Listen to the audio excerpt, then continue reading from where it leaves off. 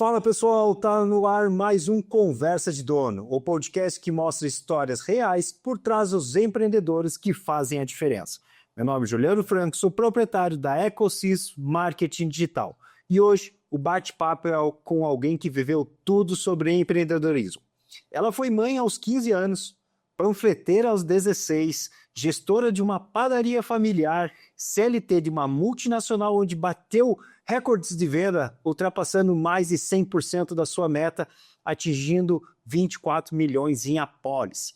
Empreendedora em maquiagem e dona do primeiro coworking de beleza de Santa Catarina. Hoje, mentora estratégica de negócios que ajuda empresários a crescer com lucro sem sacrificar a vida, saúde e família. Ela também é mãe cristã, formada em administração, pós-graduada em gestão estratégica pela Conquer, está cursando pós em neurociência pela PUC do Rio Grande do Sul. Criadora do método ELO, Estratégia, Liberdade e Ordem. E com uma missão muito clara: negócios servem à vida, não inverta essa ordem.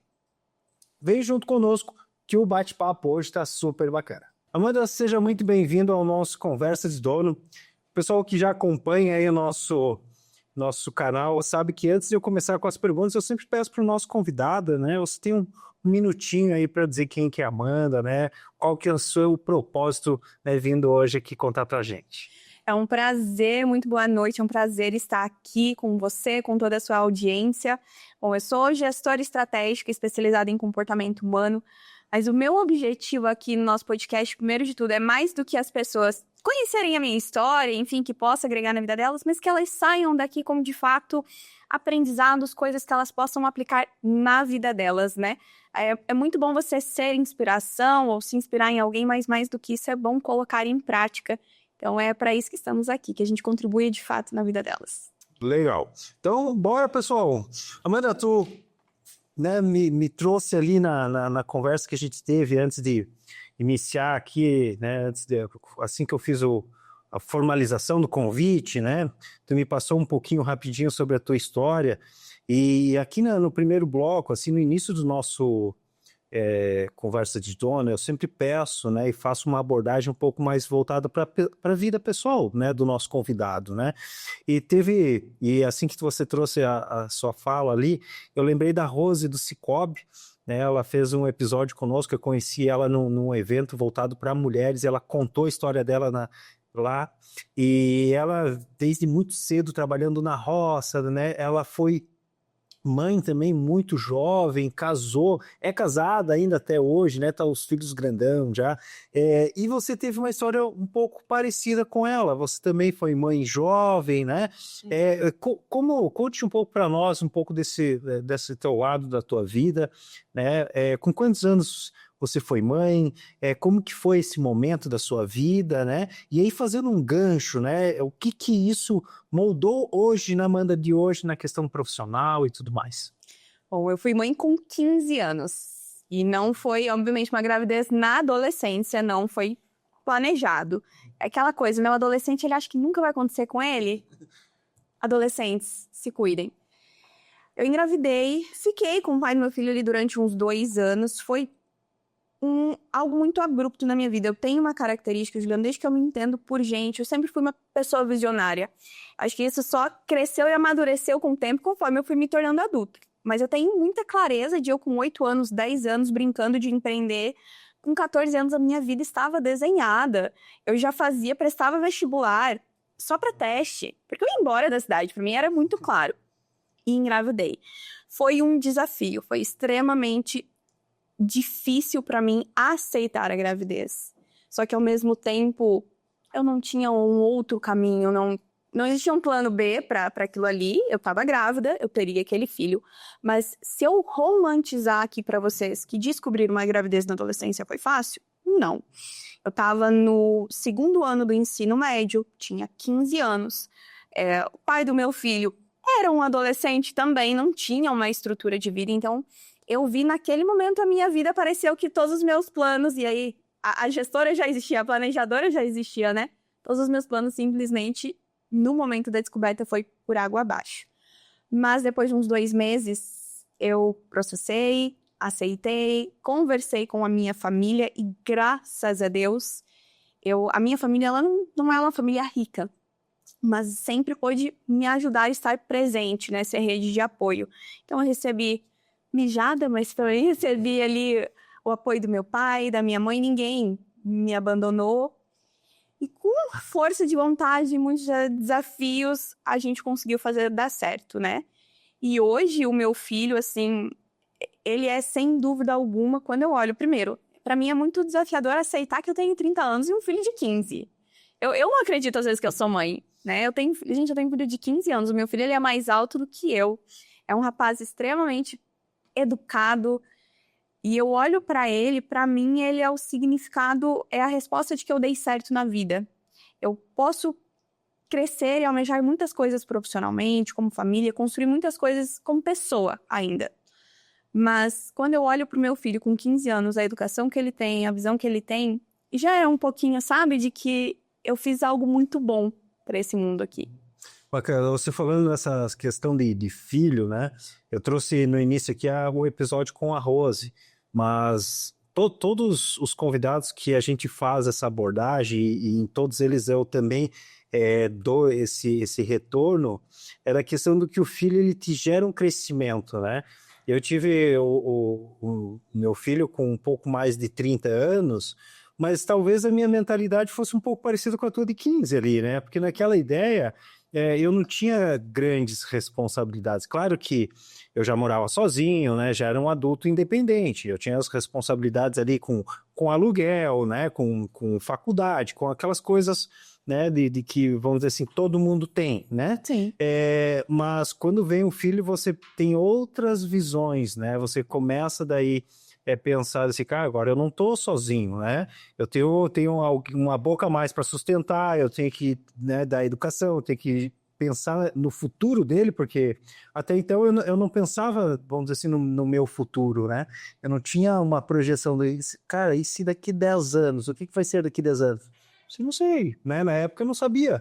Eu sei, hoje, se eu pensar, cara, daqui 10 anos eu tenho que pagar a faculdade do Biel, eu já tenho que começar a pensar, cara, eu tenho que, sei lá, pensar, eu vou ter que pagar um aluguel se ele for fazer uma faculdade na UFSC e tal. Então, a tua mentalidade já é totalmente outra, né? Quando você tem um filho, né? Tiveram o Samuel Ramos, que foi um convidado recente também. Ele traz essa abordagem, assim, o filho nos amadurece bastante. Nos né? amadurece. Muito. Depois, eu não sei se foi logo depois na sua gravidez, você daí foi trabalhar como panfleteira, né? Eu trabalhei como panfleteira. Isso aí Sério? eu sou de Balneário, né? Eu trabalhava num supermercado, né? Horário comercial ali, das 8 ao meio-dia, né? Aquele horáriozinho. Mas ó, pra mercado, o horário comercial é bom.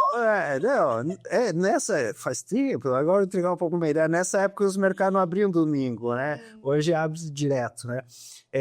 E para eu ganhar uma grana extra, o gerente do supermercado lá, que era o supermercado Xande, o gerente Eduardo, gente boa pra caramba, ele, surfista, ele ia viajar, deixava a casa para eu cuidar, gente boa, eu tinha uma amizade com o gerente. Ele, para eu fazer uma grana extra, ele disse, o mercado aqui tem os panfletos, essas revistinhas, né, de ofertas, né? Que tu acha de você e o Thiago saírem distribuir aí pelos bairros e tal? Daí a gente paga, ao invés de pagar para uma pessoa de fora, é bom que vocês estão aqui, a gente confia em vocês e tal, não sei o quê. Então, fechou. Aí então eu trabalhava em horário comercial, né? Eu comecei de empacotador, daí fui para operador de caixa, repositor, fiz toda uma jornada dentro do supermercado e nos horários livres eu saía entregar panfletos do jornal. Fazer dinheiro. E você com 16 afoi trabalhar, né, como panfleteira. Conte para nós aí como é que foi essa tua jornada, foi o início, né, dos seus trabalhos aí. Bom, lembro que eu falei que quando eu engravidei, eu achei que minha vida tinha acabado até eu processar. Dentro dos meus planos era ir embora de Lages, porque eu queria cursar. Não me perguntar onde é que surgiu a ideia. Em algum momento da vida eu quis fazer engenharia florestal. Não sei como isso aconteceu. Não tenho essa resposta.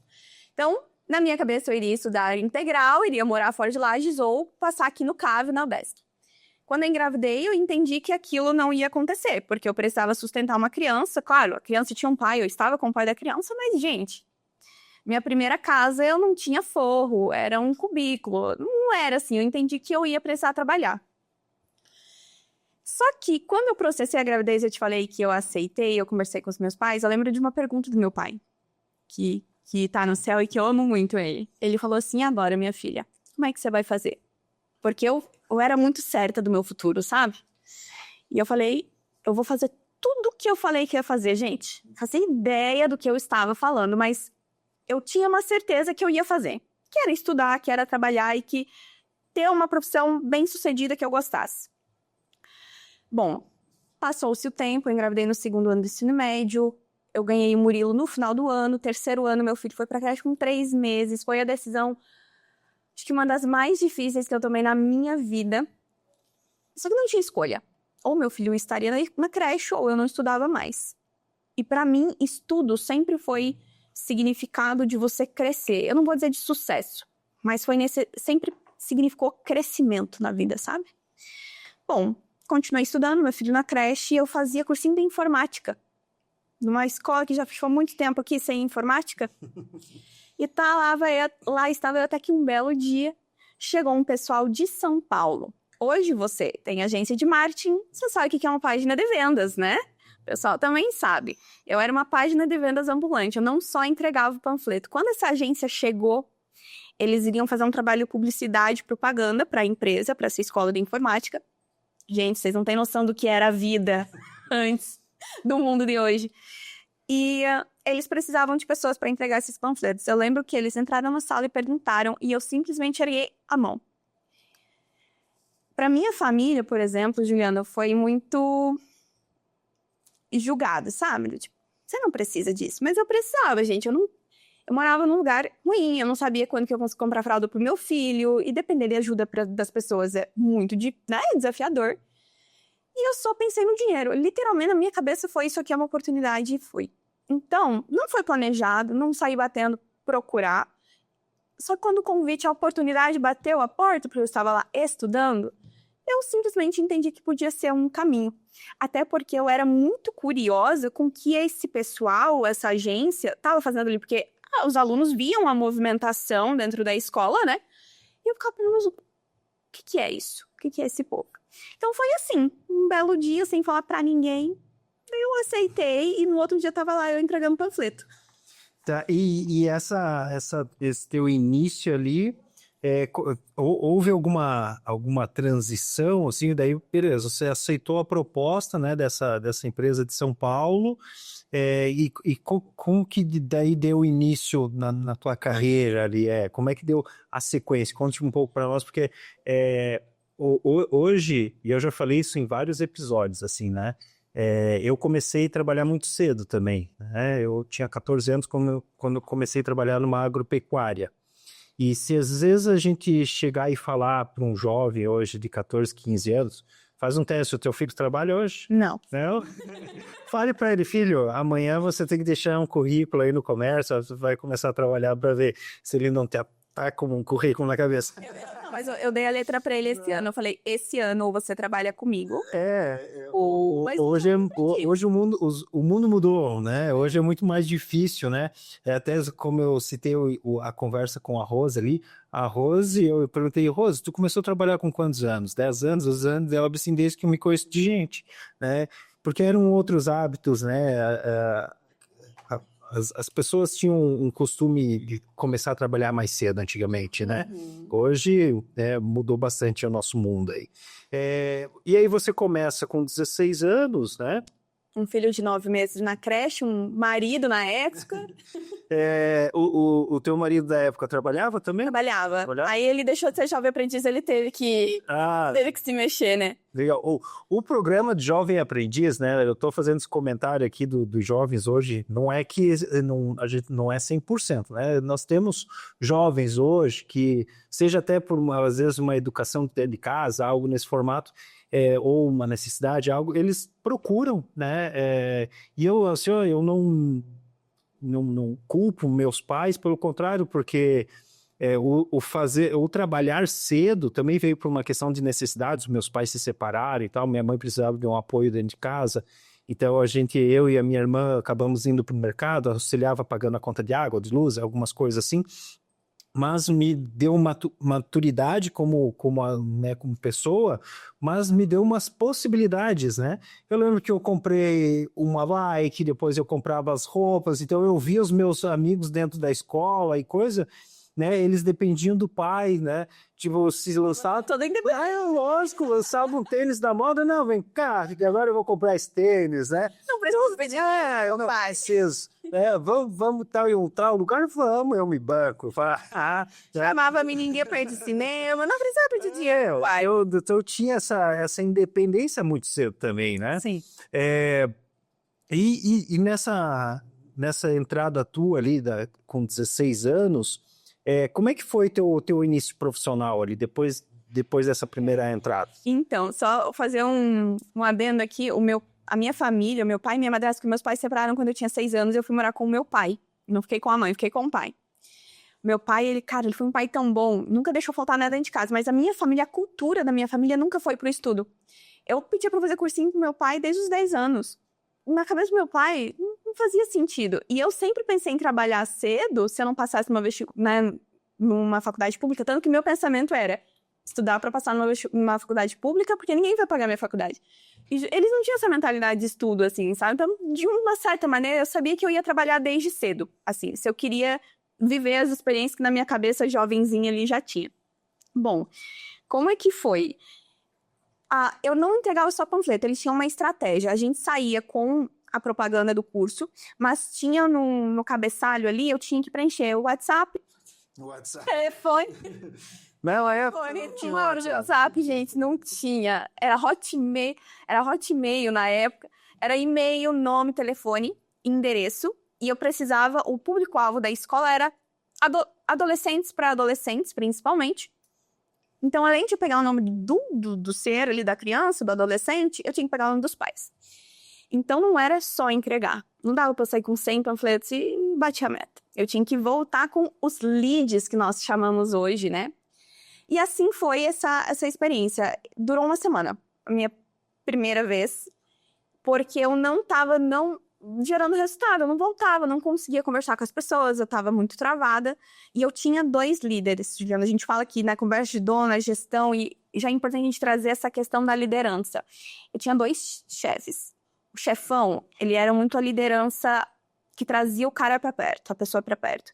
E eu tinha um subgerente que ele estava em processo, era um jovem também, ele estava sendo treinado para ser o gerente, e ele já era muito mais bruto e arrogante. Aí eu lembro que um dia eu cheguei com alguma dificuldade, algum problema, e ele falou, se você não aguenta a pressão, vai embora. E eu falei, então eu vou. Ao mesmo tempo que eu também era muito decidida de fazer as coisas acontecer, eu também tinha um sério pensamento. Eu nunca tolerei muito grosseria pra cima de mim, desde nova. Eu não fui criada num lugar onde as pessoas eram grossas comigo, então na minha cabeça não fazia sentido aceitar isso de outra pessoa. E aí eu saí fora. O meu chefe geral me ligou e eu não consigo lembrar o que ele me falou. E eu agradeço ele até hoje, Martinho Ribeiro, foi com ele que eu conheci a PNL, que eu entendi um pouco mais sobre vendas, esse universo. Com 16 anos, acho que eu fui muito privilegiada, sabe? Uma realidade que a gente não tinha em Lages. Quantas agências de publicidade e propaganda tinha em Lages há mais de 10 anos? Imagina, o Murilo tá com 15, há 14 anos atrás. E ele me chamou, ele me falou alguma coisa, e ele falou de algo que me encheu de esperança, sei lá, de fazer acontecer. E naquele dia eu saí e eu criei uma estratégia, eu fui em pontos estratégicos. E eu voltei batendo a meta, e aquilo durou uma semana, mas eu fiz o negócio acontecer tão rápido que logo eles me chamaram para ser comercial interno. Então, em alguma coisa, ele me desbloqueou, ele me destravou. E eu acho que um bom líder, né, a gente entrando nesse assunto, um bom líder, ele consegue ver aquilo que talvez o liderado dele não consegue ver ainda sobre si, né? Foi assim, então, eu fiquei logo uma semana depois batendo meta, eu fui pro comercial interno. O primeiro ponto, quando eu entrava em contato com esse adolescente, eu precisava fazer esse adolescente ir com o pai na escola para fechar a matrícula. Então, eu não conversava com o adolescente, eu conversava com a mãe, com o pai desse adolescente. E era um trabalho árduo, era o dia inteiro. Eu ficava numa salinha, era nos fundos, uma sala quente, não tinha ventilador, não tinha ar. o dia inteiro no telefone, ligando. Hoje em dia ninguém atende mais telefone, né? E era essa a minha vida. E eu fiquei com eles ali desempenhando aquele papel um bom tempo, até que acabou o trabalho deles, né? Porque uma agência publicitária não fica, naquela época, fazia ações pontuais. E a escola de informática escolheu me contratar como secretário. Então, eles podiam muito bem ter me mandado embora. Mas eu acredito que quando você entrega mais do que pede, quando você faz com excelência e também se permitir ser moldada, você abre oportunidades. E ali foi meu primeiro trabalho CLT oficialmente. Eu tive um registro de carteira assinada. É como... Tinha uma... Me fugiu o nome agora aqui. Uma grande empresa aqui em Lages que era de call, assim, de chamada... A Flex Contact. Tipo, mais ou menos assim. Tu passou pela Flex também? Não, mas não, a gente era. Tá bom. Depois dessa... eu recebo... Eu ontem tava com o Marcos, um amigo meu, eu mostrei meu celular para ele, cara. Eu ontem recebi 14 ligações. Daí eu já nem atendo mais, eu só vejo o número bloqueio, tanto que tem alguns números já bloqueados e eles tentam ligar, né? Ou, alguém tá me ligando nessa hora, pode ter certeza. Depois dessa parte aí que você foi na parte comercial, você trabalhou também numa padaria da sua família, Foi logo em seguida? Como é que foi daí essa mudança? Eu fiquei 1 ano nessa escola, até que o meu pai decidiu comprar uma padaria. Meu pai empreendeu desde muito cedo. E engraçado, meu pai era o cara que mais votava pra eu ser CLT. Toda vez que eu tentava sair de um CLT, ele dizia, não saia. Mas cara, tu empreende desde os 19, o que tu espera de mim? E o meu pai inventou de comprar uma padaria. Eu digo inventou porque não tinha experiência no ramo, né? Ele não era padeiro? Não, e é o pior burrada, gente. Assim, ó, se vocês abrem um negócio, vocês precisam ter alguma experiência técnica no que você vende, porque se você ficar na mão da galera, é complicado. Ele comprou uma padaria, na cabeça dele era um bom negócio, mas não era padeiro, ele sabia gerir negócios. E eu já tava passando, daí na época a CI, ela passou por um problema muito grande, foi vendida, o pessoal novo que entrou não correspondia com as expectativas das obrigações de um contratante, vamos colocar assim. Então eu já não estava muito feliz. E o pai comprou a padaria, foi o momento perfeito. Na minha cabeça, seria o cenário lindo, maravilhoso, né? Eu falei, bom, tem um negócio agora, eu vou cuidar, eu vou ser a dona e tá tudo certo. De certa forma, eu fui. Como foi essa transição? Meu pai, ele comprou, o meu pai, ele ficava lá, a gente chegava muito cedo, 6h30, 7 horas da manhã. Eu deixava meu filho prontinho pra ir pra creche, depois meu pai ia e levava ele pra creche. Ai, gente, olha, essa parte é desafiador. Eu chegava lá às 6h30, 7 horas, o pai ele saía com a lista de compras, comprava e voltava 9 horas da manhã. E eu ficava lá 12 horas por dia. Eu fui inserida no mundo da gestão sem necessariamente eu saber o que eu tava fazendo, filho. Sabe? Então, um belo dia eu descobri que eu tinha estoque pra gerenciar e um estoque que se você vende um produto estragado, a pessoa passa mal, porque comida, a pessoa não existe possibilidade da pessoa não passar mal. De repente, eu tinha 10 colaboradores que eu tinha que gerenciar durante o dia. Quem contratava e pagava era o meu pai. Mas o dia a dia daquele colaborador era comigo. Eu atendia, eu limpava, eu fazia fechamento de caixa. Então, foi literalmente todas as áreas de um negócio para uma menina de 17 anos. Eu tava ali com quase 17 para 18. Foi muito bom, eu fui muito forjada. Só que, ao mesmo tempo, também foi uma responsabilidade qual não fui treinada. Eu achei que passaria por um treinamento, mas imagina, meu pai tinha muita idade, uma diferença de muita idade minha, né? Então, meu pai, ele também não conseguia entender com os meus olhos as dores que eu tinha na cabeça dele. Era só atender e receber dinheiro. Não era essa a realidade.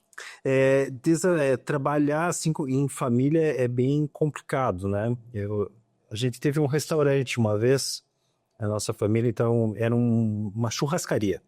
Meu pai cuidava da parte das carnes, eu cuidava do setor do bar, minha mãe e minhas irmãs cuidavam da cozinha, né? Esses eram os setores.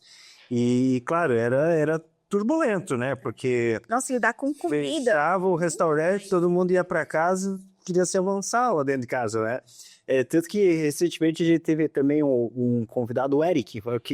O Eric você conhece, né? E aí eu perguntei também isso para ele, eu perguntei, tá, Eric, porque eles hoje têm duas marcas, né, duas empresas, ele cuida praticamente de uma, a esposa cuida de outro, né, e ele comenta assim, a gente fecha as portas e vai para casa e tenta, né, não levar trabalho para dentro de casa, né, porque vocês passam, ele fala, a gente passa o dia inteiro trabalhando juntos, né, e vamos ainda para casa à noite e a gente daí tem que fazer essa divisão, né, e tudo mais. Como é que foram ali quando você trabalhou junto com seu pai, né, nessa padaria, quais foram os maiores aprendizados e frustrações aí que você teve nesse caminho? Provavelmente alguém que está nos assistindo também, talvez hoje, atualmente, trabalha aí em família, às vezes tem o irmão, o cunhado não, né, daí no pé não é família. Ô, Ricardo. Coitado do cunhado. Né, mas às vezes trabalha com o pai, trabalha com o irmão, né? Quais para você, né, foram os maiores aprendizados aí, desafios nessa questão de trabalho em família? Acho que o principal aprendizado é a importância de você ter perto de você pessoas que confiam em você. Apesar de eu não ter bagagem nenhuma, de alguma forma meu pai confiou em mim. E isso foi muito bom, porque me deu uma robustez para ir para o mundo depois e saber de muitas habilidades que eu sequer imaginava que eu tinha, né? Então, o principal aprendizado é escolha as pessoas que tá. Claro, pai e mãe a gente não escolhe, mas você escolhe também se está perto, se você mantém contato. Você ter pessoas que de alguma forma acreditam em você, eu acho que é muito importante. Segundo ponto, não demonstre fraqueza. Com 17 anos, uma menina que não fazia ideia, muitas vezes, do que estava fazendo lá, e que conversava com o fornecedor, tinha que fazer pedido, essas coisas assim, não sangra em tanque de tubarão. Ninguém podia sonhar, na minha cabeça era muito claro, ninguém tem que sonhar que eu não sou experiente no que eu faço aqui. Então eu negociava pedido, eu negociava desconto, conversava com o funcionário como se eu estivesse ali há muitos anos. Muitas vezes foi uma máscara muito grande. Eu fiquei na padaria aproximadamente 2 anos. E aí entra a parte da frustração. Eu entrei na padaria e logo em seguida eu fiquei 1 ano sem estudar. Então terminei o 3º ano do ensino médio com 16. Com 17 eu não estudei. Com 18 eu entrei na faculdade, entrei na administração. Porque ali eu já sabia que era o que eu queria empreender. A administração era o que mais se aproximava. Na minha cabeça eu precisava de uma graduação para isso. Quando eu comecei na faculdade, o mundo foi fazendo assim, ó, de ideias. Eu falei, meu Deus, eu tenho muitas coisas para mudar na padaria e a gente tem muito para crescer, a gente tinha um ponto muito bom e começou a dar os embates com meu pai. Então, posso dizer que praticamente 1 ano e meio a gente não tinha muito embate. Não tinha muita dificuldade de relacionamento em casa, assim, porque meu pai falava, eu aceitava, eu prestava um bom trabalho, às vezes a gente dava uma... Eu ficava meio chateada que ele queria descontar os vale-refeição, mas nada demais. Mas quando eu entrei na faculdade, eu comecei a ver o mundo lá fora, porque eu não via o mundo lá fora. A minha vida era padaria 12 horas por dia. Depois casamento, daí eu me separei, né? O Murilo, eu passei por uma separação também. Quando eu comecei a conhecer o mundo, eu olhava porque eu estava vivendo, eu falei, isso não é normal. E eu tentava implementar mudanças e eu não era escutada. Então, aquilo começou a me frustrar muito. E ganhar menos, por exemplo, do que pessoas que faziam um pouco menos do que eu. Então, eu comecei a me frustrar, só que na minha cabeça, Juliana, eu conseguia, de alguma forma, separar o meu pai, até porque ele fazia muita coisa boa por mim, e o meu pai, dono da padaria. Mas a minha frustração maior foi nesse ponto, sabe? De eu não poder executar nada do que eu tinha que ser aquilo ali, ó, um robozinho. E um belo dia, um belo dia, não, né? Eu comecei a ter muitas crises de ansiedade por causa disso. Porque eu me sentia muito presa de não poder fazer nada e vai chegando uma hora que você não vê o teu filho 12 horas, depois de uma faculdade, chegar em casa 11 horas da noite, aquilo vai te deixando exausta num nível. E aí eu tava tendo muitas crises de ansiedade, de chorar assim, ó, de pegar intervalo, o meu intervalo de meia hora era pra eu chorar. E aí um belo dia eu pedi a conta sem plano B, assim, eu simplesmente falei, pai, tô indo. Mentira, não foi assim, gente, não foi, eu me preparei muito, eu levei meu pai pra um campo neutro pra eu pedir a conta. Eu levei meu pai pra casa da minha mãe. Olha bem, meus pais separados há 300 anos. Chamei meu pai na casa da minha mãe, porque era um ambiente neutro. Eu sabia que ele não ia tentar me convencer, porque ele era muito bom em convencer a fazer o que ele queria. E aí eu falei, não dá mais pra mim. E eu não tinha um plano B nesse momento. Eu lembrei da história do Ronaldo, que veio aqui também, ele trabalhou com o pai dele, não lembro quantos anos, mas ele desde pequeno, sempre trabalhando na Marcelo Energia com o pai dele, ele fala, disso eu lembro, que ele foi numa terça-feira, ele chegou, pai, a partir de amanhã não veio mais. Virou as costas e foi embora, porque ele falou, se eu ficasse lá ele ia me convencer. Ele virou e foi, e aí ele montou o negócio dele e tudo mais, né? Depois dessa tua passagem aí junto com esse negócio, a padaria existe ainda hoje? Não, na padaria eu saí, deu 30 dias, o meu pai atendou, não deu certo, depois ele me fez uma proposta tão boa pra voltar, mas eu me mantive firme. E quebrou. Tá. Você, depois da padaria, você foi, vamos dizer assim, para o mundo do CLT, né? Eu até trago na abertura do nosso episódio, na apresentação, você trabalhou com seguros, né? Qual que é a marca? Pode falar? Posso. É que a minha trajetória no ramo de seguros, ela tem 2 etapas. Ela não segue uma linha de tempo igual. A primeira é 6 anos. Então, quando eu saí da padaria do pai, 6 anos, trabalhei na Planalto Corretora e falo com muito orgulho, inclusive, aqui deles. Trabalhei 6 anos na Planalto. Com a Lúcia? Com a Lúcia, com o Marcão, com a Mari. Ah, Lúcia, gente boa. Amo eles de paixão. E depois eu fui... Aí eu não posso falar, porque a experiência não foi tão boa. É melhor a gente não colocar. Mas depois de muito tempo, que daí entra num outro tempo da minha vida, eu fui gerente comercial numa seguradora, porque, né, tem a diferença da corretora de seguros para a seguradora. Ah, bacana. E ali você atingiu várias metas e tudo mais, né? Mas conte para nós, assim, porque hoje existe, não sei se é uma briga, uma disputa, né? Ah, porque o CLT, porque o empreendedor, né? Algumas pessoas eu acho que até veem o CLT hoje como algo ruim, e eu acho bem bacana. Você pode empreender sendo CLT, né? Você pode fazer com que você seja reconhecido, você alcance, né, outros patamares dentro do modo registrado, né?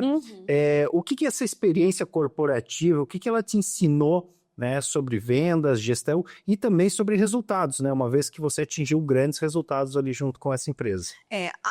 Nos meus primeiros 6 anos de CLT, que foi dentro da Planalto, eu entrei lá, eu pedi a conta em fevereiro, eu entrei lá em julho. E aqui eu quero trazer um adendo, né, quando eu falei pra vocês que eu pedi a conta, não tinha um plano B. Eu só sabia que fome eu não ia passar e que não ia faltar um pé na minha cabeça. Eu tranquei a faculdade, que era o maior sonho da minha vida, porque eu não ia ter como pagar. E lembra que a gente falou da Flex? Foi nesse momento. Gente, eu comecei entregando currículo, porque assim, ó, vocês querem empreender? Eu sou a maior defensora do empreendedorismo, sempre você. Eu acho que é uma maneira de você poder exercer sua missão na Terra. Só que a gente também tem que ter um pouco de pé no chão, muitas vezes. Não dá pra ser imprudente e irresponsável. Eu tinha 18 anos, era mãe, um filho para sustentar e queria me formar na faculdade. Eu morava sozinha nessa época. Quando eu me separei, eu não voltei a morar com meu pai diretamente. Então, eu tinha um pé no chão muito forte. Eu saí entregando currículo, Juliano do céu. Só onde eu queria trabalhar, ninguém me chamava. 3 meses, tá? Entregando currículo, no final, aonde que eu ia trabalhar? Na Flex.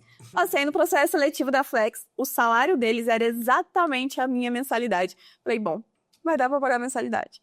E até que... E viver não sabemos. Meu pai não... Pelo menos os estudos garantidos. O que eu pensava? Bom, meu pai não vai deixar me faltar comida, né? Jamais meu pai vai me negar comida e nem a fralda do meu filho, porque eu sei que se eu chorar bem choradinho, ele vai dar um jeito. Agora, e daí também, a criança tinha pai também, né? Mas porque eu tinha um compromisso muito forte de voltar pra faculdade. Só que, graças a Deus, eu passei no processo seletivo da Planalto. Gente, Deus é bom. Eu passei no processo seletivo da Planalto e não precisei ir lá pra Flex. E foi engraçado. A minha primeira entrevista na Planalto foi pra ser do departamento de sinistro. Gente, sinistro é quando dá ruim, você precisa bater o carro, bateu a casa é ótimo, né? Teve algum problema na casa, você precisa acionar o seguro. Ou seja, só problema, eu só falava com gente estressada. E eles não me contrataram. Eles falaram pra mim assim, você não tem perfil. Você não tem perfil pra sinistro, você tem perfil comercial e tal. Nossa, eu fiquei tão chateada. saí daqui lá pra entrar no ônibus, eu chorava de raiva. Não deu 2 semanas, abriu a tal da vaga comercial. E aí eu vou falar um segredo pra vocês. Eu passei 8 meses e eu não sei se eu vendi um seguro novo, tá? Fazia o meu trabalho administrativo, porque eu era assistente comercial diretamente da Luz. O meu trabalho administrativo eu fazia muito bem, que era fazer cotação, enfim, né? Mas eu não vendia. O mínimo que você precisa fazer para ser um comercial é vender. A Planalto, eu lembro que a gente teve um problema no departamento de sinistro, eles ficaram sem colaboradores, e foi logo após. Lembra o granizo que a gente teve em outubro de 2014? Eu se lembro. Em abril de 2015, eu entrei lá em julho de 2014. Em abril de 2015, eu lá, comercial que não vendia. E aí, eu quero dizer uma coisa pra vocês. Às vezes, você ser um bom funcionário não é o suficiente pra te manter lá. Ser bom quer dizer o quê? Cumprir o horário, ser educado, entregar as coisas que precisa fazer. Mas um comercial, minimamente, ele tem que bater meta. Eu não vendia. E não sei te explicar o porquê, porque eu já tinha uma certa experiência. Cara, eu fazia ligação 24 horas por dia quando eu tava lá entregando panfleto. E aí eu lembro que a gente teve um problema no departamento de sinistro. Eu lembro até hoje da reunião, todo mundo. O Marco olhou assim, eu acho que ele olhou, quem é que vai me dar menos prejuízo se cobrir o sinistro por um tempo? Ele pensou, essa daí não vende, né? Vamos jogar lá. Eu senti que aquilo ali era a minha última oportunidade. E no sinistro, esse foi um marco pra mim, da minha carreira como CLT, sem dúvida alguma. Em 15 dias, e eu não conhecia nada de sinistro, tá? Eu ouvia o que tava lá dentro. Conhecia o básico por estar dentro do ramo, né? Em 15 dias, eu movimentei 365 processos de sinistro. E, gente, isso é muita coisa. Um processo de sinistro, ele é extremamente burocrático. Ele depende de seguradora, que não ajuda muito, dependendo do que você tá vivendo ali. E esses 365 processos era do granizo, de quase 9 meses atrás. E eu lembro que quando, depois de uns 15 dias, uns 20 dias nessa função, tava tomando café, o Marco chegou e falou assim, tá gostando? Será que a gente vai contratar alguém pro sinistro, né? Daqui a pouco tu volta pra tua função. Falei assim, se for pra me colocar no comercial de novo, eu prefiro ser demitida. E, brincando, né? Aquela brincadeirinha com fundo de verdade. E ali eu fiquei 5 anos. 5 anos no departamento de sinistro. Posso dizer para você e eu tenho certeza que eles assinam embaixo também, nesse ponto, eu mudei muito o que era o sinistro, da forma que o sinistro era visto. A gente teve excelentes resultados nos meus 5 anos lá. E o que eu aprendi sobre gestão lá dentro, né? Bom, eu tive 3 exemplos muito bons e de perfis muito diferentes de gestão dentro da Planalto. Porque eles são 3 donos com características de personalidade, de comando muito diferente. Então e eu era muito nova, né? Eu fui muito moldada, eu tive uma fase que eu queria fazer festa, mas eu era muito responsável, porque eu trabalhava, eu fazia faculdade, eu era mãe, e depois que estava tudo resolvido, eu saía pra festa. Mas eu fui muito moldada por eles através do exemplo. E eu você falou, né? O CLT, ele é muitas vezes mal visto. Gente, quando você trabalha numa boa empresa, uma possibilidade gigantesca. Então, eu trabalhava numa empresa organizada, com possibilidade de crescimento, uma empresa com mais de 30 anos de carreira, de mercado, né? Eles tinham. Então, eu amadureci muito ali, aprendendo, vendo eles e eles dando oportunidade, porque a gente também era colocado em situações de treinamento. Ok, eu anotei algumas coisas que da tua fala, Amanda. Sobre, primeiro, essa questão das vendas. Né? Tu não gostava de trabalhar com vendas? Porque tu fala bem, tu fala bastante. Eu amo vender. Na verdade, uma das melhores coisas que eu faço na minha vida é vender. Mas lá eu não sei o que aconteceu. Eu sigo algumas pessoas que falam sobre vendas e tal, e eu vejo que as vendas, assim, ó, a venda é crucial e necessária para todo mundo. A Apple precisa vender, a Coca-Cola precisa vender, não é à toa que grandes marcas aí jogam forte, né, na questão de marketing, publicidade e tudo mais, porque todo mundo precisa vender. Nossa, a cada dia que a gente acorda, eu preciso me vender como um bom marido para minha esposa, um bom pai para meus filhos, né? A gente está se vendendo e vendendo coisas ao tempo todo, né? Então, vendas é fundamental para todo mundo e é essencial para qualquer negócio, né? E aí, um pouquinho do que eu anotei aqui no que falou, é a questão da parte do resultado, né? Isso independente se você trabalha com vendas, se você trabalha no setor administrativo, no serviço. Hoje, e eu vi essa semana um vídeo de um cara falando assim, ele reúne toda a empresa, é uma empreiteira, assim, pelo que eu vi, até na roupa, eles tudo com esses chapéu assim de obra, né? E o cara ali tava falando desse, você, né? Eu não lembro bem certas palavras que ele utilizava, mas era mais ou menos assim, se você hoje recebe 5 mil reais de salário, não de salário, né? O salário é 3 mil, a gente sabe que se você recebe 3 mil reais de salário, o custo da empresa, só o custo é 5, né? Isso eu acho No mínimo. eu acho que isso todo mundo tem a ciência, né? Se você é no mínimo quase que o dobro do teu salário é o custo teu para a empresa, né? Então, se o teu custo hoje para a empresa é de 5, você tem que fazer render aquela empresa no mínimo 15. No mínimo, não é no empatar. Não, faz sentido. Hoje, se eu pegar o exemplo nosso aqui do escritório, hoje a gente tem diversos serviços, né? Mas tem um serviço, por exemplo, que é o serviço de tráfego pago, que ele é exclusivamente eu que faço, né? Uhum. E hoje o faturamento do escritório em tráfego pago, se eu pegar assim mais ou menos rápido, assim de cabeça, acho que o meu salário corresponde a 60% do faturamento em tráfego pago do escritório. Todo o restante dos serviços que a gente faz de redes sociais, mídia, vídeo, tudo isso serve para cobrir os outros custos, as outras pessoas que estão aqui dentro. Mas se eu focar, porque eu tenho um salário, né? A Fran me manda minha folha de pagamento, né? Eu sou registrado, assim como os outros aqui, então eu tenho que me pagar dentro da empresa. Dono tem, então. Eu sou dono das 18 horas para frente, né? No horário comercial, eu sou funcionário, gestor de tráfego e analista dentro do escritório. Então eu tenho o meu salário. E resolvedores de todos os problemas que aparecerem. Eu tenho que me pagar aqui dentro. E aí todo mundo tem que se pagar, né? Então, é uma das coisas que eu anotei que eu achei importante na tua fala é a questão dos resultados. A gente tem que entregar resultados aonde quer que a gente vá, né? Então, fica aí o conselho aí para quem está nos escutando, entregue resultados, seja para você, seja para, né? Não sejam medianos, não sejam medíocres. E falando em resultados, isso daqui é um dado que eu achei bem importante na tua passagem ali. Como é que foi essa história de maquiagem, Amanda? Você teve um coworking focado em maquiagem? Área da beleza de forma geral. Tá, e conte para nós ali, a gente tá falando um pouco de resultado, como é que foi, primeiro, conte para nós o início disso, né, quando que se deu, e qual que foi o resultado disso aí na tua carreira até hoje? Bom, quando eu entrei na Planalto, eu entrei lá para me formar na faculdade. Então, na minha cabeça eu me formei em 2018, na minha cabeça eu me formaria e já iria empreender. Mas para se empreender, você tem que ser bom em alguma coisa, né? Entrei, enfim, fiz o meu trabalho, a vida foi acontecendo. Até que em 2016, eu já estava lá há 2 anos, uma colega de trabalho me apresentou a tal da Mary Kay. Tenho certeza que todo mundo conhece. Os carros cor-de-rosa. E aí, olha só que bacana, ela fez, gente, Mary Kay vendia com sessão de demonstração. E eu gostei daquilo ali, e eu falei, eu vou fazer isso. Queria renda extra. E eu, olha só, 2016 eu ainda estudava. Como eu entrei na Mary Kay, esse foi meu primeiro contato com o mundo da maquiagem. O que eu percebi vendendo Mary Kay? A Mary Kay, ela se vendia muito através de demonstração e a gente finalizava a demonstração sempre com uma maquiagem básica.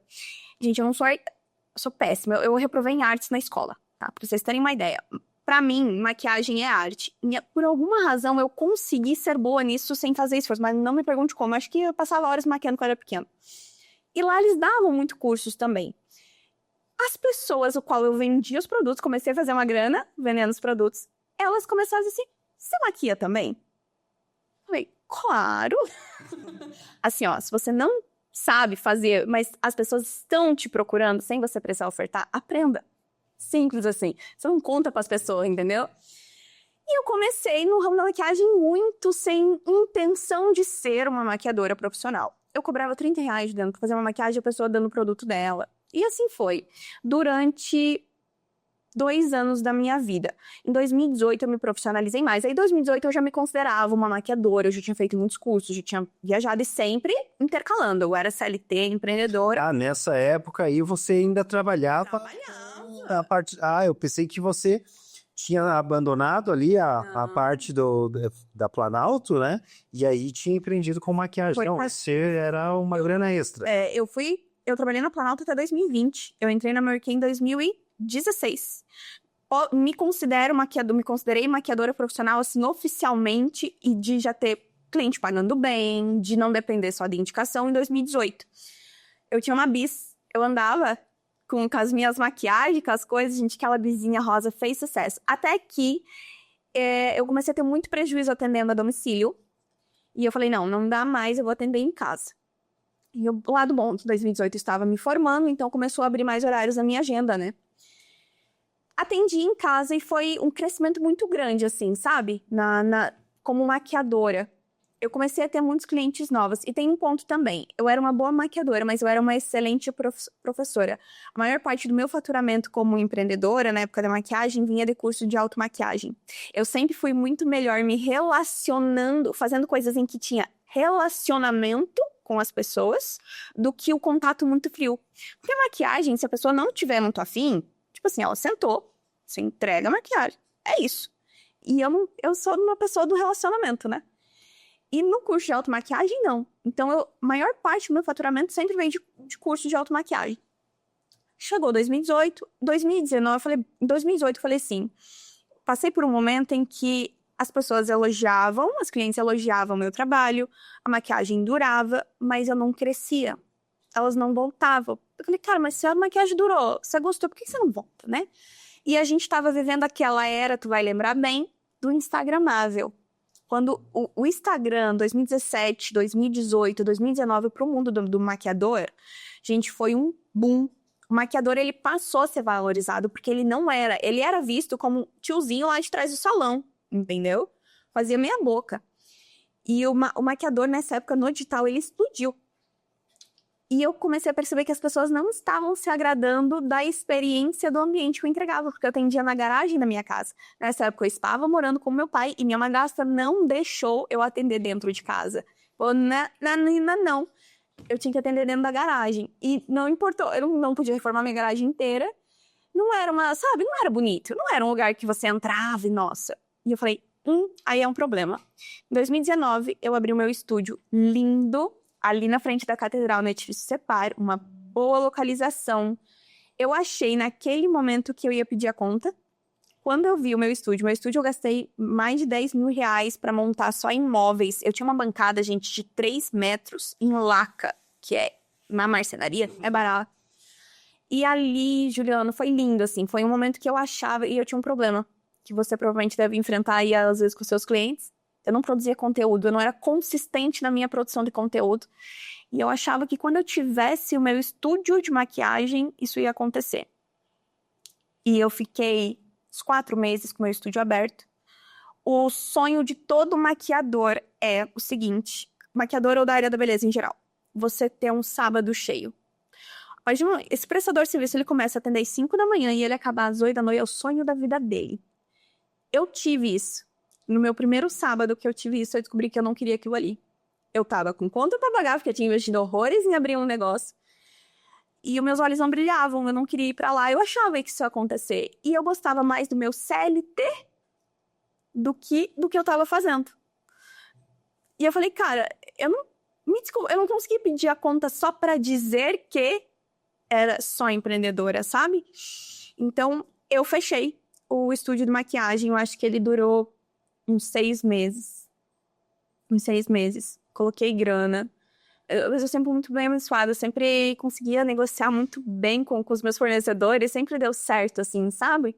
Coloquei grana, mas não teve o retorno de investimento esperado. Mas não pelo mercado. E não, talvez por mas eu não me movia para aquilo. E aí, eu decidi fechá-lo sem saber. E aquilo foi uma grande frustração para mim. Não ter dado certo. Mas na minha cabeça, 1 ano depois de formada, eu já tinha pedido a conta. Na minha cabeça, eu já tinha que ter pedido a conta. Na minha cabeça, eu já tinha que saber o que eu fazia da minha vida. O que eu ia fazer para empreender o resto. Porque sempre foi meu sonho empreender 100%, sabe? E aquilo foi um banho de água fria gigantesco. Até que eu falei com Deus, assim. Eu estava trabalhando como voluntária num evento de gestão comportamental. E eu cuidava, olha, mil e uma utilidades, tá? 2019 eu vendi brigadeiro, eu entreguei pizza de moto, eu era CLT, gente, fazia muita coisa. E eu servi como voluntária no evento. E eu tava lá cuidando de som e iluminação. E orava, gente, eu orava. E eu nem era convertida naquela época, mas sempre tive uma conexão com Deus. E Deus, num momento, ele me entregou 3 palavras: empreendedorismo, gestão emocional e gestão financeira. Não fazia ideia do que eu ia fazer com aquilo, mas eu decidi fechar o estúdio com aquelas 3 palavras porque eu sabia que não era o estúdio pra mim. Sabia que não era aquilo. Não sei se você quer fazer alguma pergunta para eu falar do work. Isso, eu queria emendar essa parte. Foi aí onde você deixou, então, de ser a maquiadora, mas disponibilizar esse espaço para outras pessoas. Eu acho que é esse gancho que tu vai fazer, né? E aí, sem ter a mínima ideia, ele me entregou essas 3 palavras. E aí eu juntei com 2 coisas. Mas assim, gente, não foi fácil, tá? Eu tô falando que, assim, não, foi uns 3, 4 meses chorando, perdida. Porque na minha cabeça eu tinha que encontrar um negócio da minha vida. Eu tinha passado por uma relação muito complicada emocionalmente, de dependência emocional. E foi quando eu conheci o mundo da gestão emocional e aquilo me salvou dessa relação. E também empreendedorismo, porque o resultado que eu consegui em 3 anos como maquiadora, sem fazer esforço, vamos falar a verdade, porque tinha 300 outras demandas, era sempre em paralelo, eu conheci muita realidade desse mercado, sabe? E aí eu fui pegando em gestão financeira, cara, 2019 foi o ano que eu fiz mais dinheiro na minha vida, e eu falava, cara, ideia administradora de formação, tinha experiência na área, tinha uma vida estável, e eu fui pegando e falei, tá, mas o que é pra eu fazer? E aí, onde eu pesquisei tal de coworking, na época a gente só tinha 3 cidades com coworking no Brasil: Curitiba, Rio de Janeiro e São Paulo. Eu mandei mensagem para todos. Alguns queriam me cobrar 10 mil reais a hora para me explicar um negócio. Eu falei, não tô podendo, gente. Mas teve uma pessoa que me abriu as portas em Curitiba, eu fui conhecer o coworking dela, adorei a proposta, fui para Curitiba estudar um negócio. E comecei a estruturar, só que para mim era muito claro, o meu negócio não era só espaço físico. Na verdade, o espaço físico era só uma maneira de impulsionar essa empreendedora a sair daquilo que eu vivi de não ter um lugar bonito, lembra? A gente via era do instagramável, elas precisavam de lugares bonitos, e a maioria estava 3, 4 anos trabalhando dentro de casa, numa máquina improvisada, sem crescer numa área que faz muito dinheiro. Ou pior ainda, ela estava trabalhando num salão que não era bem remunerado. Porque, gente, realidade de porcentagem de salão, quando a dona do salão não te remunera bem, é muito triste, assim, sabe? E eu fui juntando tudo, falei, tá, mas o meu negócio não pode ser só espaço físico.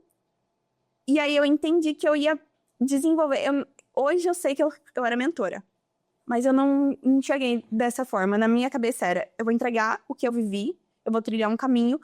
E o Essenza, ele nasceu com o objetivo de ser passagem, sabe? Ele nasceu com o objetivo de tirar a maquiadora, a cabeleireira, daquele universo tão pequeno que ela não enxergava uma saída e ela ficar ali 1 ano, 2 anos para ela crescer e ter a sua própria sala. Então, o Essenza, inclusive ele se chamava Essenza, porque vem de essência de quem eu era e do que eu queria transmitir. A gente, naquele momento, quando o projeto nasceu, e esse projeto ele ficou em torno aí de uns 5 meses totalmente off, sem falar para ninguém, porque nós fomos o primeiro do estado de Santa Catarina. Então, era uma ideia muito inovadora. Era uma ideia que juntava coisas que Lages nunca ninguém tinha visto. E eu fui amadurecendo. E quando eu vi que o que eu queria fazer, o meu estúdio, né, não era, eu aluguei uma sala de 170 metros quadrados sem fazer ideia exatamente como eu ia fazer para pagar o custo de tudo aquilo ali. Mas eu tinha dinheiro. Eu abri uma empresa, assim, de aproximadamente uns 100 mil reais, devendo muito pouco, sabe? E nasceu o Essenza. Em 28 de janeiro de 2020 eu pedi a conta. E olha só, olha a diferença de você ter clareza do que você quer e de você se ouvir. Eu fiquei 3 anos no ramo da maquiagem, fiz dinheiro e eu não tinha coragem de pedir a conta, não era pelo financeiro. Porque eu não me via fazendo aquilo ali para sempre, entre aspas, vamos colocar assim. E quando o Essenza nasceu, ferveu tanto no meu coração que na minha cabeça não existia a possibilidade daquilo dar errado. Então, eu pedi a conta porque eu sabia que aquele negócio ia precisar de mim integralmente. Pedi a conta e era pro Essence abrir em março de 2020. Em 2020, a gente teve... Veio a pandemia, né? Exatamente. Aí a pandemia é um balde d'água, né? Foi para todo mundo, né? Eu até notei, hoje é um pouco mais comum isso, né, Amanda? Porque hoje a gente vê, assim, até... Por exemplo, a minha esposa, ela trabalha numa clínica aqui, e ali acho que são 10, 15 mulheres, né? Cada uma com a sua área, né? Tem psicóloga, psiquiatra, tem botox, tem cílios, tem uma infinidade de serviços, né? Então tem a proprietária da clínica, ela faz também um serviço lá dentro, mas ela reloca hoje as salas, né?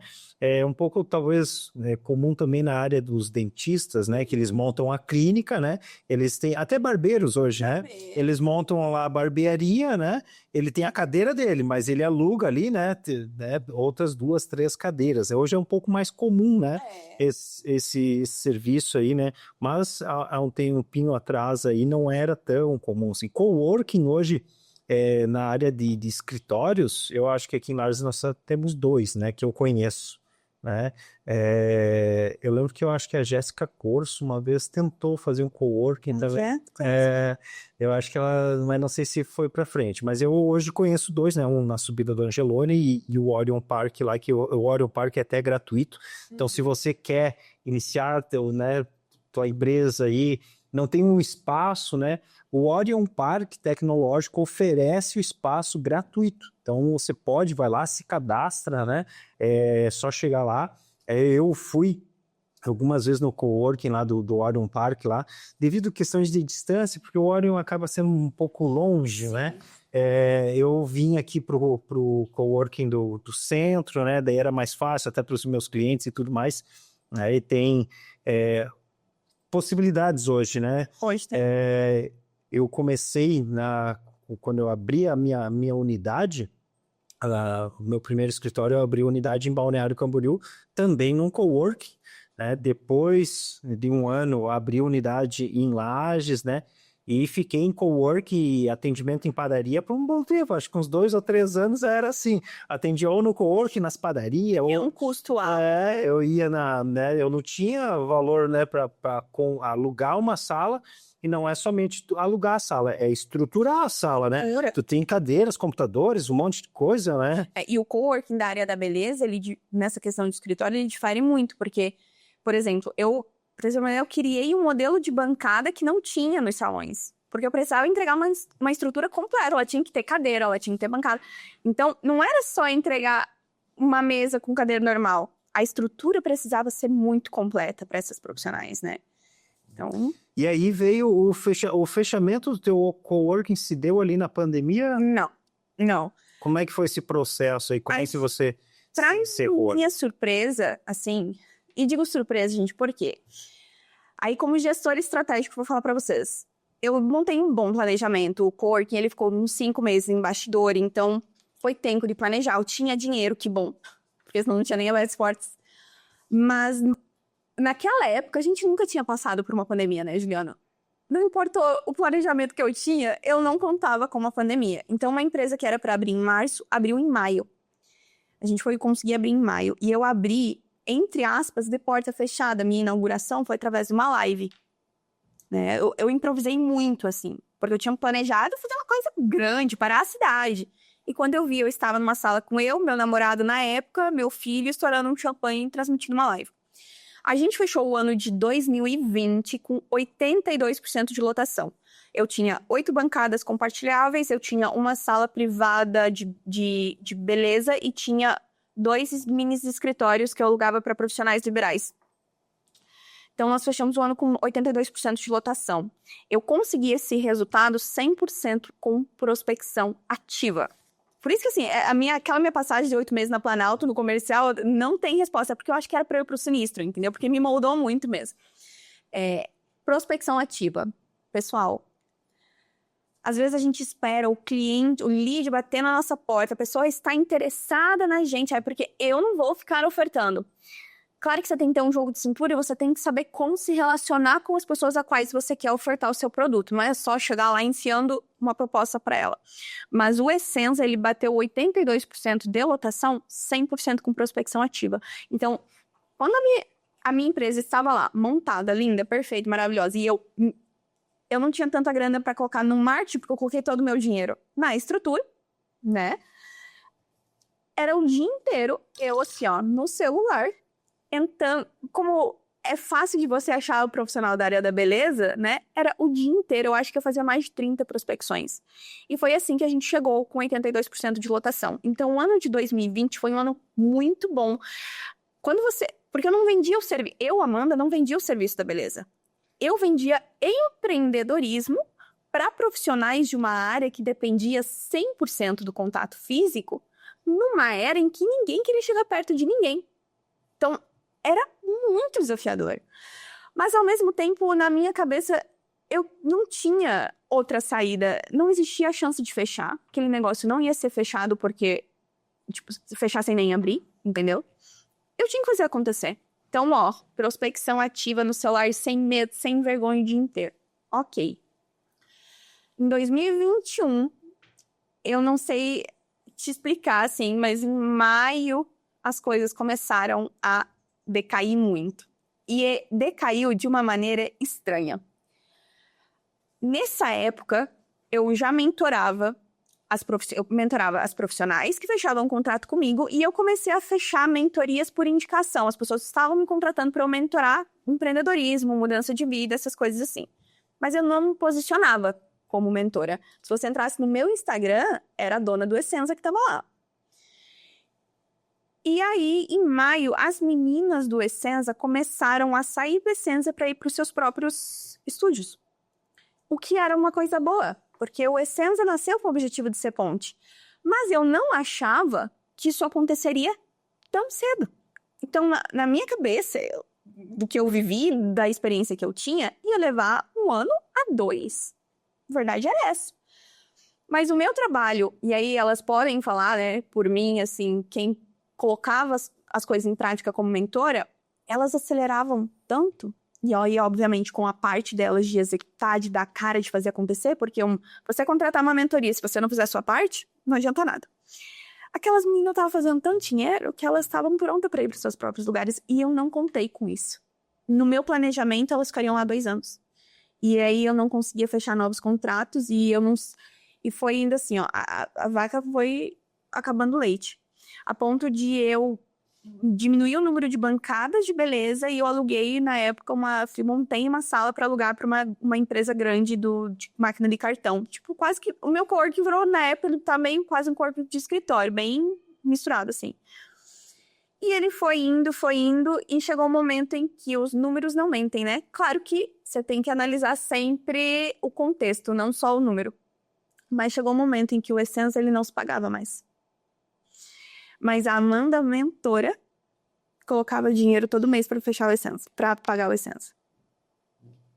Não faz sentido essa conta. Então, só que eu tive um prejuízo muito alto no fechamento do Essenza. Eu digo que o Essenza não fechou porque ele não deu certo. Ele fechou porque eu ignorei o fato de que eu era melhor desenvolvendo pessoas do que naquele espaço físico ali que tinha um custo, uma empresa de 150 metros quadrados tinha um custo altíssimo.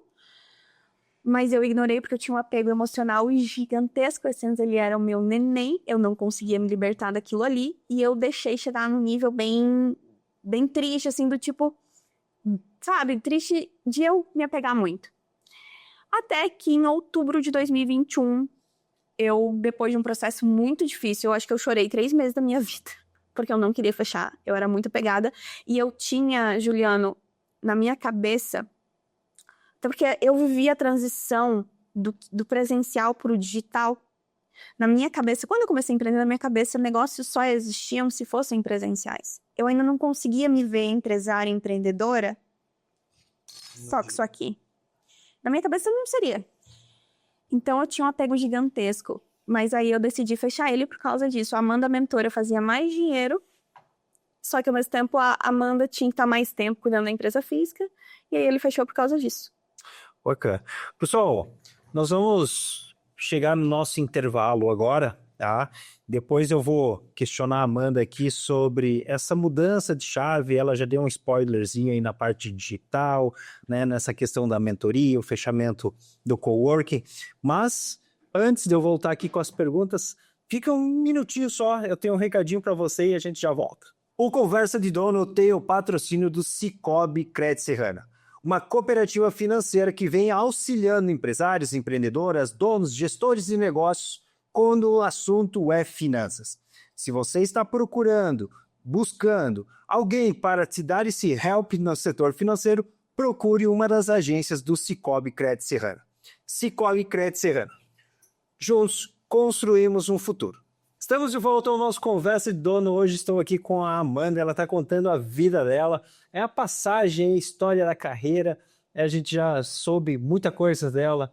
Jovem, mãe com 15 anos, né? Trabalhou numa empresa onde ela iniciou ali, onde ela teve um primeiro contato com a parte comercial, né?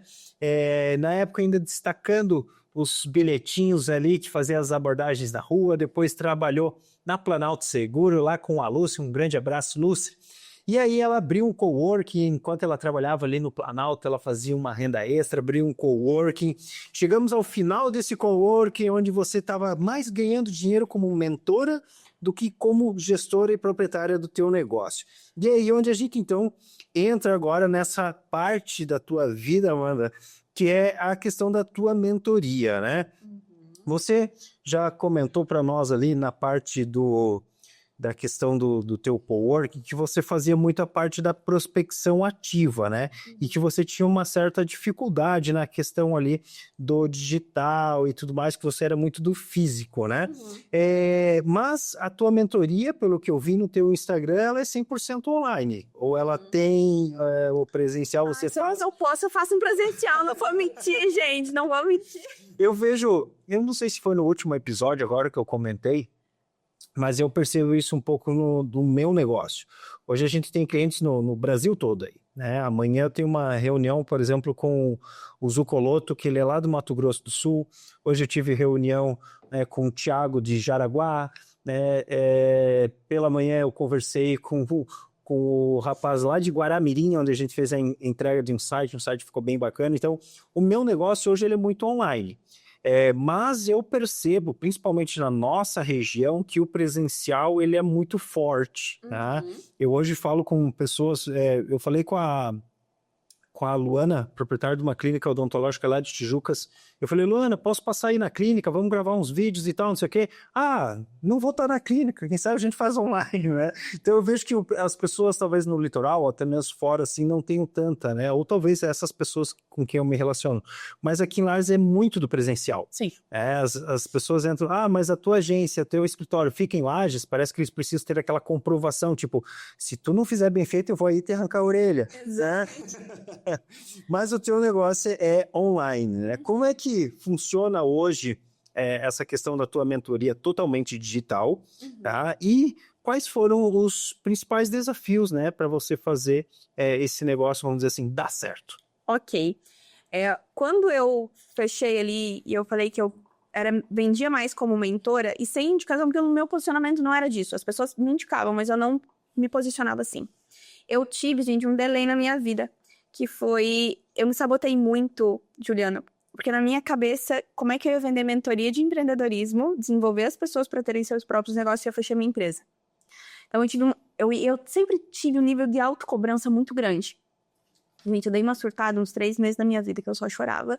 E aí, sabe o que eu fiz? Eu falei assim, eu vou voltar pro CLT, eu vou me dar férias de empreender durante 1 ano. Foi exatamente esse meu pensamento.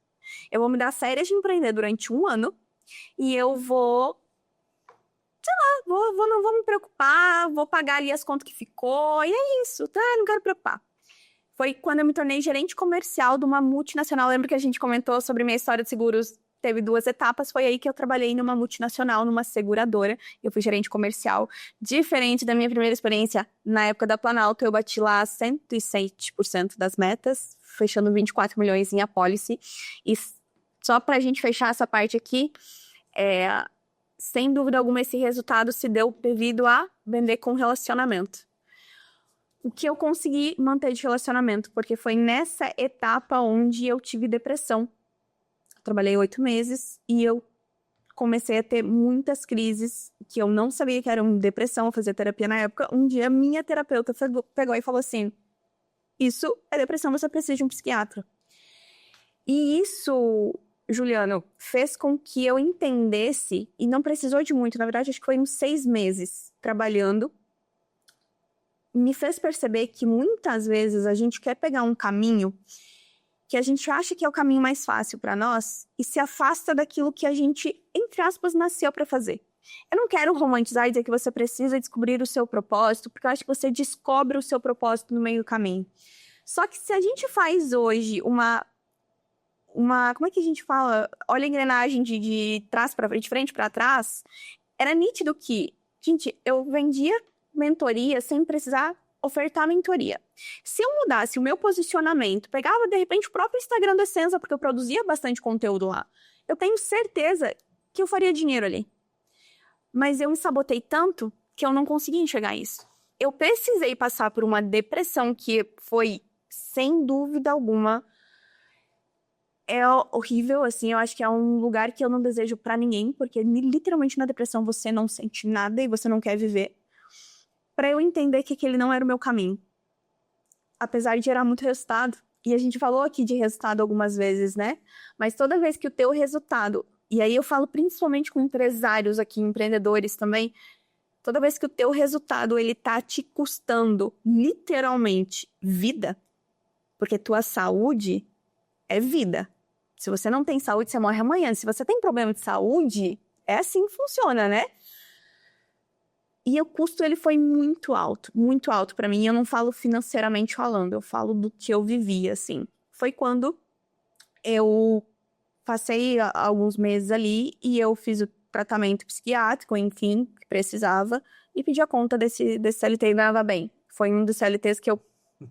E quando você trabalha numa multinacional, você tem uma expansão de carreira uma chance de crescer muito grande, né? E tem muito status esse mundo corporativo. Eu atendia 50 corretores, me matava 24 horas por dia, mas na capa eu era a gerente de contas. Então foi uma etapa da minha vida, assim, que a gente fala, ai, não me arrependo de nada, porque eu sei quem eu sou. Eu não acredito nesse negócio, tá? Eu me arrependo profundamente de não ter escutado o que era para eu fazer naquele momento ali e ter ido de novo para esse caminho. Tu fala ali na questão de propósito, né? Tem a fala do Vinícius, se não me engano, ele traz para nós e faz total sentido, assim, ele fala que hoje o empreendedor, ele acaba gourmetizando, né, o seu trabalho, né, e todo mundo sabe que não é bem assim, né, a gente acorda às 6 da manhã, vai dormir às 11 da noite, e às vezes nem dorme, né, então, mas você tem um propósito, tá, porque o meu propósito, né, o propósito da minha empresa, o propósito da minha marca é tal coisa, né, e eu acho que é legal, né, você trabalhar com um propósito, né, ajudar a vida das pessoas, ajudar, né, mas para a empresa é business, é negócio, é ganhar dinheiro. Lucro empresarial. Isso mesmo, né? Ninguém é ONG, né? Então, o nosso maior propósito, né, é ganhar dinheiro, né? Ter uma vida melhor, né? Claro que não se matando. Então, se você conseguir fazer o que gosta, nossa, aí fechou. Você ganha dinheiro fazendo o que gosta. Aí casou. Eu acho que esse é o grande propósito. Aí você vai ter sucesso na tua carreira, porque daí tu vai fazer aquilo ali sorrindo, né? Tu pode fazer 48 horas sem dormir, que tu vai estar com olheira funda, mas com um sorriso no rosto, né? E uma das coisas que eu queria entender, como é que tu faz, Amanda, porque tu falou ali na prospecção ativa, né? Uhum. E atualmente, daí tu falou que a questão da tua mentoria, ela vem muito, né, no formato meio que no automático, no indicação. Como é que hoje funciona a parte de captação de clientes, né? Uhum. E qual que eu acompanhei teu Instagram ali, então qual que é hoje a tua estratégia dentro do teu posicionamento, dentro do teu marketing? Uhum. Então, quando você falou seu propósito, né, do empresário não gourmetizar. Para mim, eu definiria propósito como sentido de vida. Não como uma missão que vai dominar o mundo, mas Se em algum momento você perder o sentido pelo qual você tá vivo, você não vai nem trabalhar, você vai perder a vontade de estar com a sua família. Sim, entende? É muito mais profundo.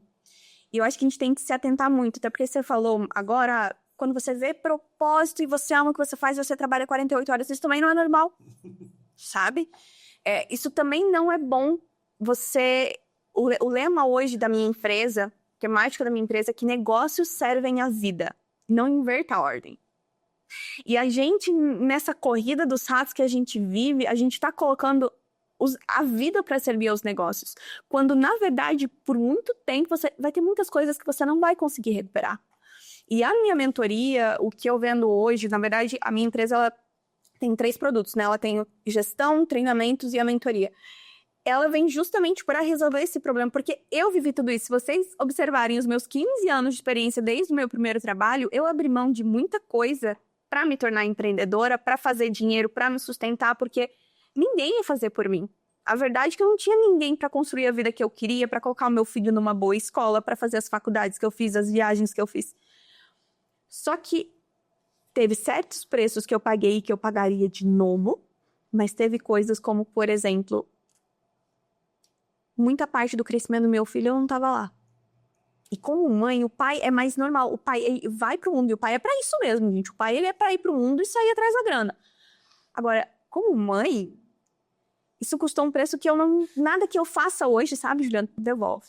Então, é daí que a Amanda, e aí a Amanda mentora desde 2020, algo que não começou com pretensão, mas que hoje, depois de 5 anos, transformou a vida de tantas pessoas, nasce o que tu comentou do método Elo, né, gente? O método Elo, que é o que gere todo o meu negócio, é estratégia, liberdade e ordem. Hoje, quando você me perguntou sobre a questão de captação dos meus clientes, a gente, primeiro, preste um trabalho acima do esperado para aquelas pessoas que já fecharam contigo, porque mais 50% do que eu tenho no meu faturamento hoje vem de indicação. E não é indicação que eu preciso pedir para a pessoa. Eu tenho clientes, Juliano, que, sem dúvida alguma, já colocaram mais de 200 mil no meu bolso. Porque ele me indicou fulano, que indicou fulano. Natural. E quando você tem indicação natural, você entra numa call pra fechar, praticamente com sim. A captação hoje do meu negócio, eu fiquei um tempo, 2025, longe das redes sociais. Essa sempre foi uma... Gente, aquela... Tô expondo. Expondo. A realidade do empreendedor é essa. Como eu gosto muito de venda por relacionamento, muitas vezes eu negligenciei a produção do conteúdo por me sentir distante. Eu fui romper isso esse ano. Esse ano não, final de 2025. Quando, em 2024, no início de 2024, eu perdi o meu pai. E foi um rompante na minha vida que eu demorei muito para conseguir voltar, sabe? Voltar pro meu eu. Então, eu cuidei de quem estava dentro de casa, no sentido dos clientes, cuidei muito bem deles e são eles que fizeram a empresa girar todo esse tempo, mas também trabalhando com prospecção ativa. Hoje não, na verdade, durante todo esse tempo, sempre veio clientes através do Instagram, mas não naquele volume gigantesco. Mas toda vez que eu preciso fechar uma meta que eu ainda não bati, graças a Deus, hoje é que dia? Hoje é 14, né? Hoje é 14, eu já bati a meta de faturamento da empresa, que bom, nem sempre é assim. Cara, mapeia o teu lead. O que eu faço? Eu entro na rede social da pessoa, mas eu não saio mandando spam pra geral. Eu mapeio o lead, eu percebo qual é o perfil dessa pessoa, eu faço um mapeamento muito mais que só dores, porque os meus clientes nem sempre são posicionados digital. Nem sempre. E nem precisam ser, na verdade. Então, eu consigo perceber quem é a pessoa, qual o estilo de vida dela, para ter noção se ela faz parte, e ali eu inicio um relacionamento de forma leve, fluida. Eu acredito que venda é confiança, então a gente fala muito, né? Você tem despertador e o desejo para você fechar esse contrato, concordo. Só que essa pessoa pode ter consciência sobre o dor e o desejo dela e ainda assim não querer fechar com você porque ela não confiou em você o suficiente. Então, eu procuro sempre mostrar para as pessoas que eu estou em negociação o quanto elas podem confiar em mim no trabalho que eu vou entregar. Hoje você capta, então, você faz essa abordagem pelo Instagram. Você entra no Instagram da pessoa, manda uma mensagem, Isso, inicia uma abordagem por ali. isso, exatamente. Ah, legal. Porque hoje existem... Mas só 2026 a nossa estratégia muda, tá? Por que que eu utilizava essa estratégia antes? Por uma decisão pessoal, 2024 e 2025, eu estava mais no meu casulo. Eu perdi meu pai, então meu foco não era expansão. Eu estava cuidando de mim, vamos falar bem a verdade. Então, eu não me preocupava com produção de conteúdo, porque eu tinha clientes o suficiente, eu sabia que a prospecção sempre me gerou resultado também. Então, eu optei por não ter essa estratégia. 2026, a gente entra com um planejamento onde a gente pretende faturar esse ano R$1 milhão. Então, prospecção ativa não sustenta isso sozinha. Então, esse ano a nossa estratégia mudou. Bacana. Você falou ali sobre o método Elo, né? Que fala sobre estratégia, liberdade, ordem, né? Explica um pouco para nós como é que funciona isso, né? Para quem está nos assistindo também. Como é que funciona esse método que você criou, o método Elo? Bom, quando eu olho, qual que é o perfil dos meus clientes, né, gente? Os meus clientes, eles têm normalmente dois perfis muito nítidos. Ou eles estão super travados nas vendas, mas eles são muito bons no que eles fazem. E o outro perfil que é vendo bem, vender não é um problema, sou muito bom na minha entrega, mas a vida pessoal dessa pessoa tá um caos. A ponto de, tipo, vou terminar casamento, de não tenho tempo com a minha filha, estou no sobrepeso. Embora eu não entre nessa área, mas o meu trabalho dentro da gestão de negócios consegue resolver isso. Então, quando dos meus 15 anos de existência dentro do empreendedorismo, enfim, trabalhando, de tudo que eu vi, quando eu olho para essas duas principais dores, eu vejo esses 3 pilares como a solução. E não necessariamente eles estão em ordem, porque o primeiro não é estratégia. O primeiro é a ordem. Não existe crescimento numa casa desorganizada. Não tem. E aí a metáfora é para sua casa, é para sua empresa. Eu já vi, você provavelmente já viu também dentro do que você trabalha. Eu já vi gente vendendo, achando que, meu Deus, tô arrasando. Vendas é o coração do negócio. Gestão é o cérebro. Um não existe sem o outro. Não tem. Você pode vender horrores. Se você não tiver gestão, você vai quebrar. Então, a ordem, ela entra pra gente organizar tudo. Não é só a tua empresa. Porque você chega pra mim com um problema que nem é o teu problema. A verdade é essa. Mas eu consigo fazer a leitura, né? Eu sou especialista em comportamento humano, do que realmente é o problema. Então, a gente começa primeiro colocando ordem no que precisa, porque é só com ordem que a gente tem clareza, gente. E aí, a partir do momento que eu tenho ordem, e de forma geral, eu sempre trago a vida pessoal do meu cliente, a não ser, por exemplo, eu falei para vocês que minha empresa tem 3 braços hoje. Quando eles me contratam com a parte de gestão operacional, aí eu entro mais técnica mesmo. Tá? Mas sendo mentoria, treinamento, consultoria, a gente sempre tem essa abordagem comportamental. Quando a gente coloca as coisas em ordem não significa resolvido, significa organizado.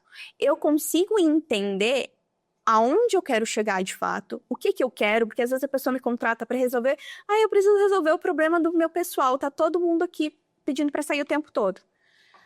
Não é porque as pessoas não gostam de trabalhar ali, é porque você não sabe se posicionar, você é muito bonzinho, enfim, tem muitas características. Mas só a partir do momento que eu coloco em ordem, que eu tenho clareza, que eu sei o que eu realmente quero pro meu futuro, porque muitos empresários não sabem o que querem, eles acham que só bater meta de faturamento é a vida deles. Não é. A gente cria estratégia. Estratégia é o caminho, é plano de ação. Gente, se vocês criaram as metas de vocês agora para 2026, e você não sabe, não faz ideia de como você vai fazer para chegar lá com detalhamento, tu não vai chegar. E se a gente tirar aqui negócios da parada, vamos falar de emagrecimento. Quero emagrecer. 2026 eu vou emagrecer 10 quilos. Mas tu não sabe que déficit calórico tu vai precisar fazer, que exercício. Tu precisa de plano de ação detalhado. O nosso cérebro, ele foi criado para ter previsibilidade. Plano de ação é trazer previsibilidade para sua vida, trazer rotina. Isso é estratégia. Porque só existe liberdade quando eu tenho ordem e quando eu tenho uma estratégia. E liberdade, ao contrário do que o digital quis em algum momento, e hoje eu vejo que isso está melhorando, mas em algum momento o digital quis dizer que liberdade é você não fazer nada, né? Liberdade é eu trabalhar de onde eu quero, ou como eu quero, a hora que eu quero. Mas as pessoas acham que liberdade é não fazer o que precisa ser feito. Não, liberdade é você poder ter escolha. Porque, às vezes, eu não vou querer ter uma empresa que fatura R$1 milhão por mês, porque eu vou precisar, sei lá, de tantos funcionários que vai me ter um custo de energia muito grande. Cara, o que eu quero é isso aqui, porque eu quero mais tempo com a minha família. É você poder escolher. Quando eu entro dentro de um negócio e arrumo a casa e a gente cria esse plano, é porque eu quero que o meu cliente tenha liberdade de escolha. Sem dinheiro você não tem liberdade de escolha, sem tempo você também não tem. Uhum.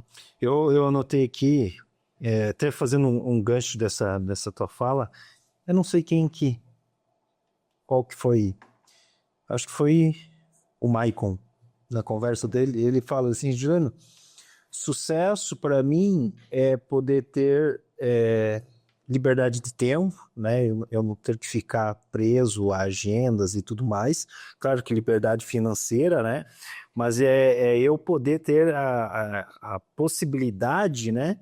De poder estar junto e me relacionar principalmente com a minha família, né? Porque ele ficava muito preso, porque existem momentos da nossa vida que a gente precisa fazer uma dedicação, um foco, né? Chegar, ó, pessoal, aqui, agora eu vou ficar um mês muito concentrado, né? Eu vou acabar chegando um pouco mais tarde em casa, porque existem fases, né?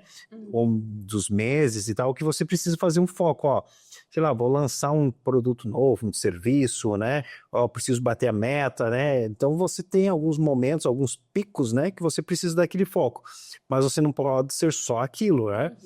Quando você traz a fala ali, eu lembrei da Mari, da Ufer, ela também traz essa questão, ela era representante comercial, e ela, muitos momentos da vida com a filha dela, ela não teve, né? Porque ela estava uma questão também não só de foco, mas ela estava direcionando seus esforços para uma questão financeira também, né? E claro, isso ia respingar no crescimento da filha e tudo mais, e ela não traz isso como uma culpa, né? E acredito que ela fez o melhor possível, né, no que estava ao alcance dela, mas ela perdeu momentos, né, com a filha, porque ela estava direcionada, né, por um período da vida dela ali na parte do trabalho. Então a gente precisa ter, né, esse equilíbrio, né? E quando você traz ali essa parte de estratégia, eu deixei anotado aqui, sobre as metas, né? O que você planejou agora? Foi lá em Itapema, pulou as 7 ondinhas, fez 3 desejos, foi entrar na academia, não se matriculou até agora, né? Tem várias metas aí que você colocou na sua vida, né? E já é metade de janeiro, janeiro começa. Depois do carnaval, o Brasil só começa depois do carnaval, né?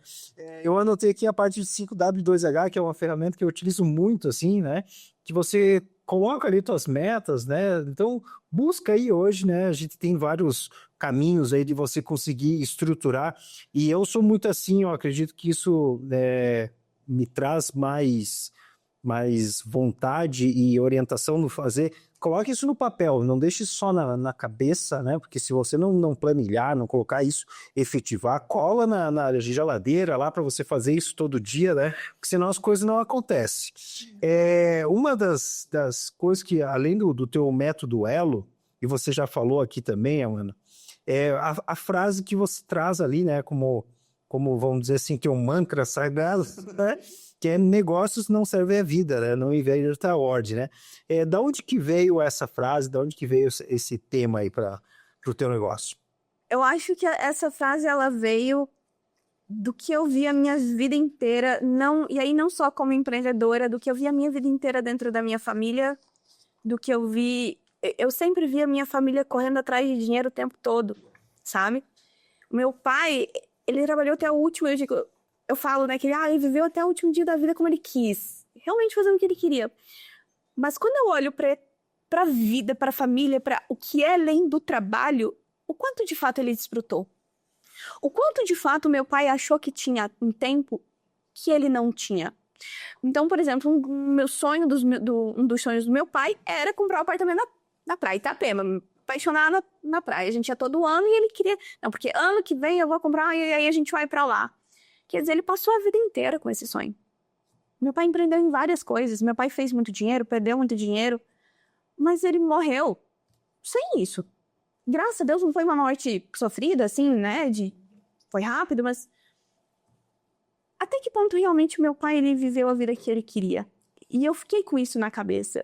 E quando eu olho para a vida dos meus clientes, todo mundo começou muito a empreender porque precisava fazer dinheiro. A maioria dos meus clientes vieram de realidades muito difíceis. E o dinheiro era a solução de tudo, mas quando eles viram que o dinheiro não pagava algumas coisas que você não consegue recuperar depois. Então, você falou em equilíbrio, né? E eu concordo muito quando você fala para mim que, pô, vai ter momentos em que eu preciso conversar em casa e a galera precisa estar... Ó, gente, vai ser 3 meses assim, nesse ritmo, mas... Eu não acredito hoje em equilíbrio na vida. Sendo muito honesta, se você quer um resultado exponencial, em algumas vezes você não vai conseguir equilibrar. Eu acredito em conciliações. E não existe conciliação com áreas de vida separada, sabe? Você precisa olhar para todas as áreas da sua vida. Então, negócio serve em minha vida vem muito disso, porque eu não quero esperar para eu aproveitar a minha vida quando eu tiver 70 anos. Eu nem sei se eu vou chegar lá. Obviamente, cuido da minha saúde, espero que sim. Mas eu não sei se eu vou chegar lá. O conceito de aposentadoria não faz sentido na minha cabeça. Porque se eu gosto do que eu faço com fluidez, por que em algum momento eu vou ter que parar de trabalhar? Talvez eu não quero parar de trabalhar. Talvez em algum momento seja divertido para mim. Mas a minha empresa, ela não pode ser a minha vida. Se ela é a minha vida, tá errado. E se ela é a vida da pessoa, tá errado também. A gente nasceu para fazer grana, mas não para viver o negócio, sabe? Brida, eu quero ver contigo como é que tá a tua ideia na parte do futuro do teu negócio, né? A gente conheceu aí teu método Elo, né? Essa questão aí da tua frase, mas para o teu futuro, como é que você está projetando, falando em metas, né? Como é que você está projetando? Eu até deixei anotado aqui a Ana Carolina, conhece a Ana Carolina? De comunicação. De comunicação e oratória. Nossa, eu admiro demais ela veio, participou aqui e ela está hoje, né? Ela vende mentorias, né? Claro que é muito específico na parte da fala, da oratória, né? Dos seus mentorados, né? E eu vejo que ela é muito focada na parte digital, ela tem cursos, mentorias, tudo online, né? Como é que tá? Você já deu uma palavra aí que você tem uma meta de faturamento, né? Mas como é que tá o futuro? Qual que é o pensamento hoje das metas para o teu negócio aí a partir desse ano? Bom, a empresa esse ano, ela vem por um momento onde o objetivo é que o meu negócio ele foi muito no 1 a 1, do resultado depender muito da Amanda, e eu não digo o resultado, o apego com os clientes. Eu sempre fui muito do 1 a 1, e isso muitas vezes travou o meu crescimento. Porque a gente sabe que se a gente quer crescer, a gente tem que soltar um pouquinho o cliente, mas a gente gosta tanto que a gente faz que às vezes não solta, né? Então, o ano de 2026, o meu objetivo é que o meu negócio ele não seja mais reconhecido só porque a Amanda tá necessariamente ali, sabe? Não que precise, até porque eu nem quero ter equipe grande, esse não é o meu objetivo, mas eu sair um pouco do 1 a 1 e a gente trazer mentoria em grupo, a gente escalar um pouco. Sendo bem honesto contigo, eu não me vejo... Meu objetivo não é necessariamente explodir no digital, embora o conhecido ganhe do melhor, a gente tem que estar ali no digital. Hoje eu entendo que não existe outro caminho para mim, para eu chegar onde eu quero em termos de desfrute de vida, a não ser por esse lugar. Mas sempre mesclando. Eu quero escalar, ter mentoria em grupo, mas eu também quero ter alguns eventos presenciais de vez em quando, porque eu sou movida por isso. Eu amo estar em contato com as pessoas, literalmente, sentar e conversar e tomar um café. Então, esse é o nosso objetivo para esse ano. A longo prazo, Juliano, eu consigo ver a minha empresa, aí a gente tem uma projeção de 3 anos, eu tenho um planejamento de 3 anos, mas a gente tem uma meta que é possivelmente em 3 anos, eu não sei mais se eu estarei aqui no Brasil, a verdade é essa, né? Lages, provavelmente esse ano, eu morei 2 anos fora de Lages, pretendo voltar a morar fora de novo, mas eu sei que em algum momento aqui a grande prioridade da minha vida é minha família. A que eu tenho hoje, que é o meu filho, e eu casar em algum momento, eu quero ter mais um filho. Então, eu não quero criar um negócio que ele dependa de mim 24 horas por dia nesse ponto. A gente sabe que o dono sempre vai precisar ali. Cara, às vezes eu vou precisar responder uma mensagem 9 horas da noite. Mas a minha meta como negócio é eu ter um negócio em que eu possa ser uma boa mãe, em que eu possa ser boa mãe relativa, que eu tenha tempo de qualidade com os meus filhos, vou melhorar isso. Em que eu possa ter tempo de qualidade com meu marido. Então, meu objetivo é esse, sabe? E, obviamente, fazer com que mais empresários possam desfrutar disso também. Eu até anotei aqui a questão do... Conhece o Wendel Carvalho? Conheço, já fiz o Protagon em 2020. É isso que eu ia ter que falar. Porque o Wendel, ele tem os cursos online, ele tem lá 10 métodos de ganhar de R$2.000 por mês, né? Daí ele ensina lá a fazer hambúrguer, brigadeiro. Ele tem uns cursos online, mas eu vejo que ele utiliza o online mais como um gatilho, como um gancho para levar pessoas para o presencial. Vai ter agora em Balneário Camboriú novamente o Protagon, né? Sei que algumas pessoas, né, participaram do Protagon. Arrebentou a fitinha depois? Arrebentei. A fitinha do A fitinha e tinha um negócio que a gente tinha que pintar o olho, eu não lembro o que é aquilo lá, era o Essenza, quando eu pulei, nossa, eu morri chorando. E eu vejo que ele utiliza principalmente questão muito de conteúdo e tal, não sei o que, para levar pessoas para o presencial, né? Claro que ele conta muito na história, né, através das redes ali. Ele começou fazendo cursos, mentoria lá para 8, 10 pessoas e hoje é 8, 10 mil pessoas, né? E não é um curso barato, né? É bem caro ali, são 3 dias uma imersão total, né? Então, quem sabe, né, você possa alcançar também um nível, né? Olha, se ele consegue... Por que não? Por que não, né? Eu não sei se eu quero o ritmo que ele tem, sabe? Porque, cara, o Protagon é uma entrega absurda. Mas, sim, hoje eu me vejo tranquilamente fazendo um evento para 1.000 pessoas. Eu consigo ver, eu consigo sentir. E eu tenho um relacionamento com Deus muito forte, né? Então, Deus também, de alguma forma, já me mostrou isso. O digital hoje, e eu consigo hoje estar no digital porque eu entendi que ele é só o meio, ele não é o meu destino final. E eu acho que eu travei tanto tempo, talvez você tenha clientes também pensando dessa forma, porque ele vê o digital como o destino final e hoje eu entendo que ele é só o meu meio. E se para eu cumprir o que eu nasci para fazer, eu preciso fazer aquilo, tá tudo bem. Mas sem dúvida alguma, me vejo muito aí umas 1.000 pessoas a cada 2 meses, tá ótimo. Dá pra você ter base nos teus stories, no número de visualização. Até comentando, né, as pessoas às vezes recebem lá 1.000 visualizações no vídeo e acham, ai, que ruim. Tu sabe o que é encher uma sala com 1.000 pessoas para te ouvir falar? Então, né, comece a pensar um pouco nos números aí que tu tem no teu Instagram aí também. Amanda, nós vamos passar pro bloco que é o ping-pong de dó. Aqui eu vou trazer para você algumas palavras e você vem, né, não necessariamente numa resposta única, né? Tu pode me trazer aí um retorno, pode ser? Em uma palavra, o que define a sua jornada? Coragem Mãe aos 15, foi um desafio ou um impulso? e desafio. CLT ou empreendedorismo? Empreendedorismo. Físico ou online?